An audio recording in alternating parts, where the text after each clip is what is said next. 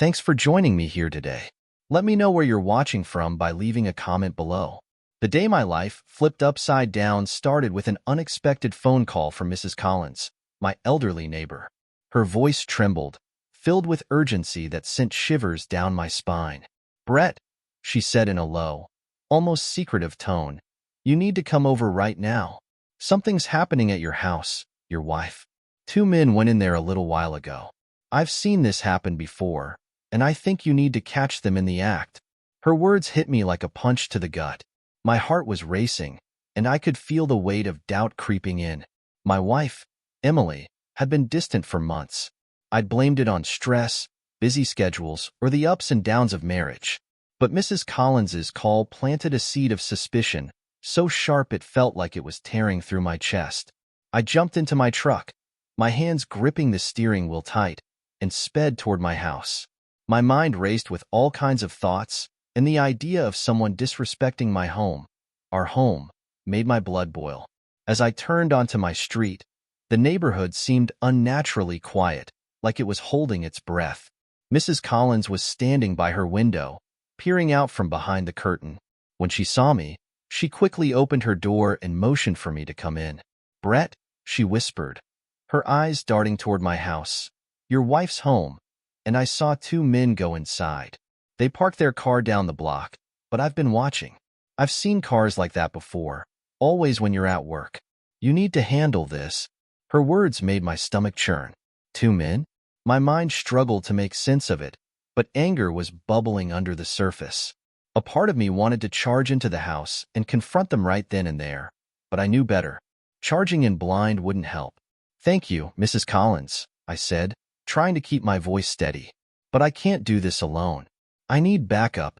I called Mike, an old buddy of mine who used to be a cop. He picked up on the first ring. "Mike, I need you at my house right now," I said, keeping my voice low. "Emily's there, and she's got company.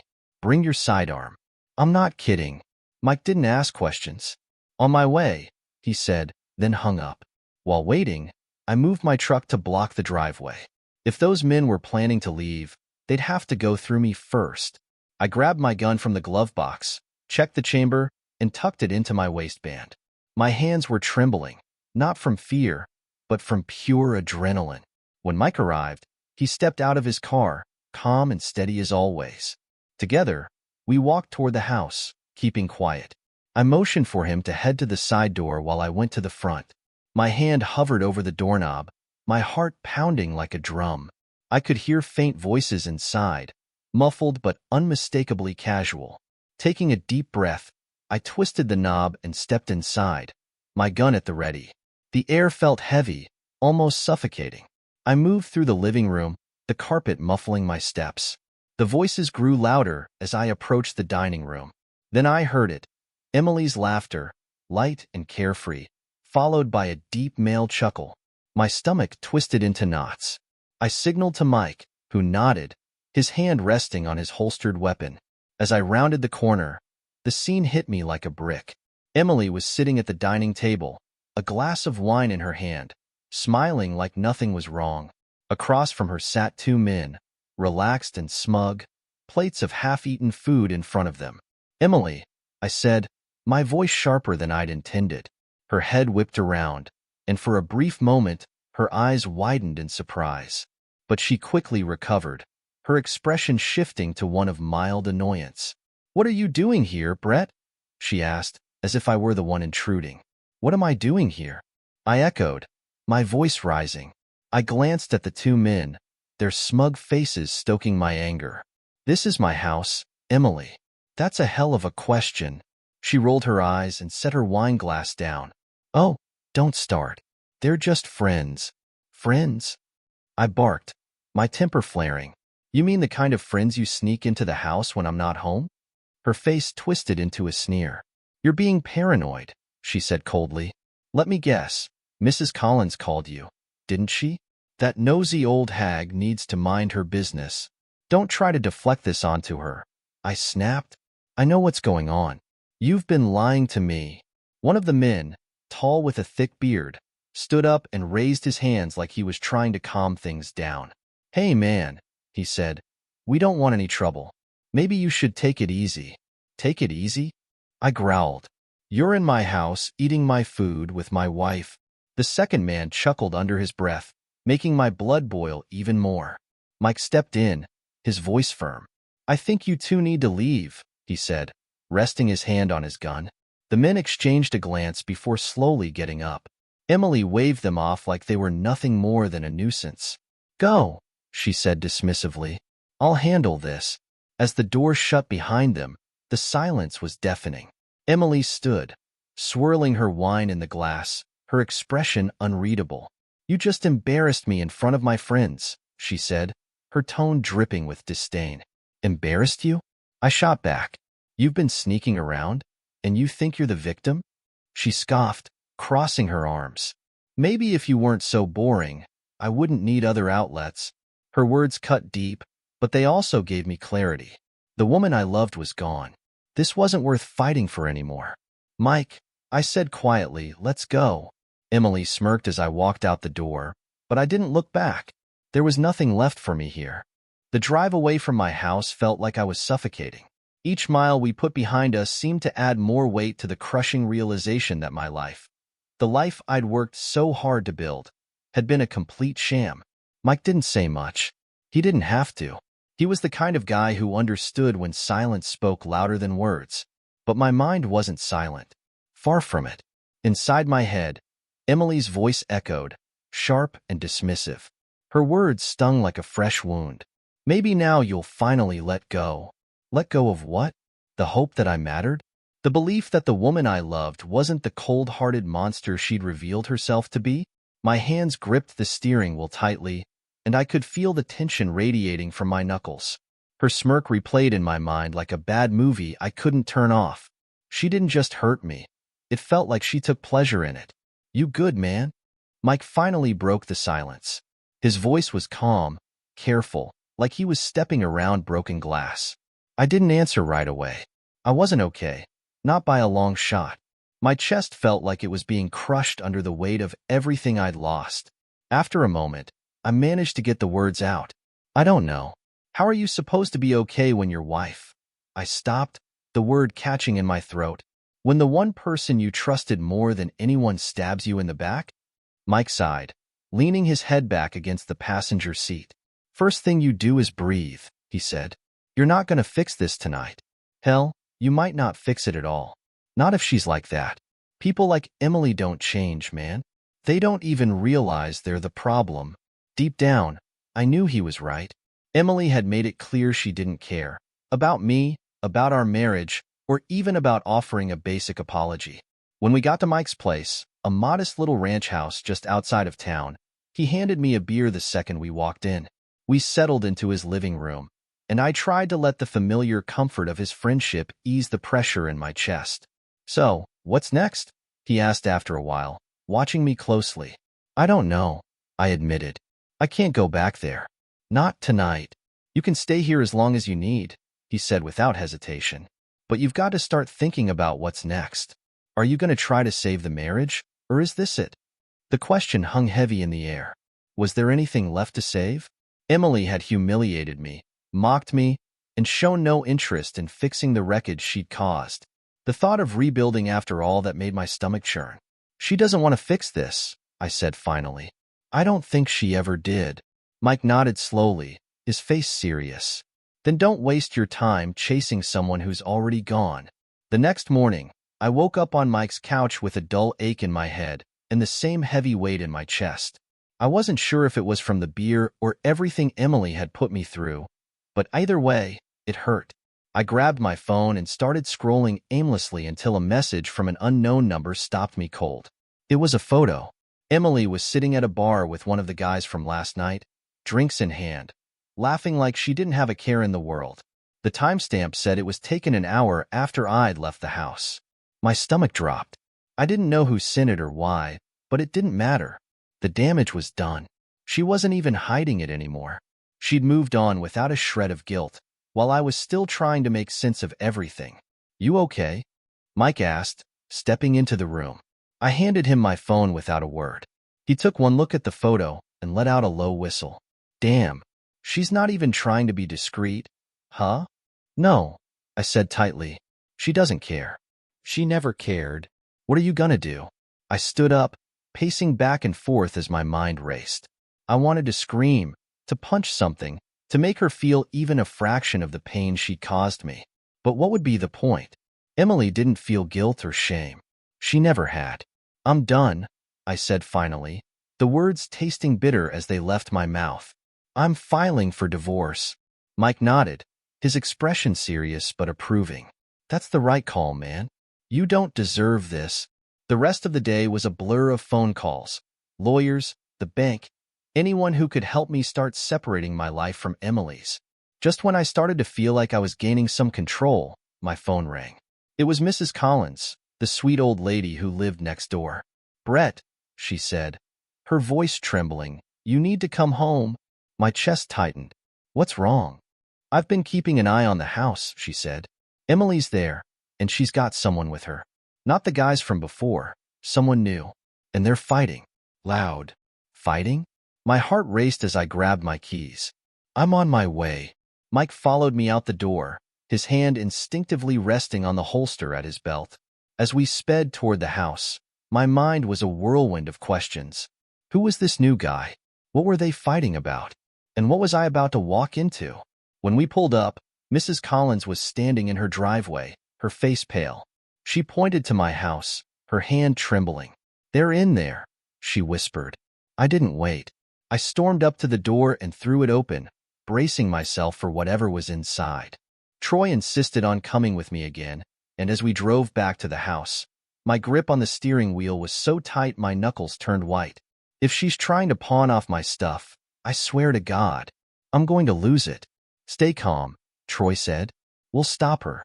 Just don't do anything you'll regret. When we pulled up, the sight that greeted us confirmed my worst fears. A moving truck was in the driveway, and Emily was outside, barking orders at two movers. They were loading up the truck with boxes, and I recognized some of the items right away. Our TV, the coffee table, even the wedding china we barely used. What the hell is this? I shouted, stepping out of the car. Emily spun around, and the look on her face twisted into one of annoyance. Oh, great, you're here. Yeah, I'm here, I snapped. And you're not taking a damn thing out of this house. Actually, I am, she replied, crossing her arms. Half of this is mine, Brett. You don't get to decide what I take. Half of it. I let out a bitter laugh. You don't get to claim anything after what you've done. You've already stolen enough. She rolled her eyes, dismissing me with a wave. Spare me the theatrics. You're just mad because I finally stopped playing your little housewife game. I stepped closer, my anger rising. You don't get to waltz in here like you're entitled to anything after betraying me. One of the movers, a burly guy with tattoos, stepped forward, raising his hands. Hey man, we're just doing our job. If you've got a problem, take it up with her. Oh, I will, I said, glaring at Emily. But you're not taking anything until we sort this out. Emily smirked, pulling out her phone. Fine. Let's call the cops. Let's see what they have to say about my right to take what's mine. The threat caught me off guard, but before I could react, Troy stepped in. His voice was calm but firm. Call them. We'd love to explain how you've been stealing from the accounts and selling off property that isn't yours. Emily's face faltered for a split second, her confidence cracking. She muttered something under her breath, then waved the movers off. Fine. Whatever. This isn't over. As the truck drove away, I felt a mix of relief and exhaustion. But one thing was clear. Emily wasn't going to stop, and neither was I. The truck disappeared down the street, and for the first time in what felt like forever, the house was quiet. But it wasn't peaceful. It was the eerie silence before the next storm. I stood there, staring at the empty spot where the truck had been, my fists clenched at my sides. Troy stayed close, his presence steady and reassuring. She's not going to stop, Brett, Troy said, breaking the silence. You have to hit back harder. She's pushing to see how far she can go. I know, I muttered, running a hand through my hair. She's already taken enough. But if she thinks she can just strip me down to nothing and walk away, she's underestimating me. But don't stoop to her level, Troy said. Let's outsmart her. It wasn't just about money or possessions anymore. It was about pride, dignity, and taking back the life she tried to steal from me. For the first time since all this began, I felt a spark of resolve. That night, I worked late into the hours, going through bank statements, emails, and anything else that might give me an edge. With my lawyer's advice, I started piecing together a record of Emily's actions, every withdrawal, every sketchy transfer, every cent she had stolen. The deeper I dug, the more damning the evidence became.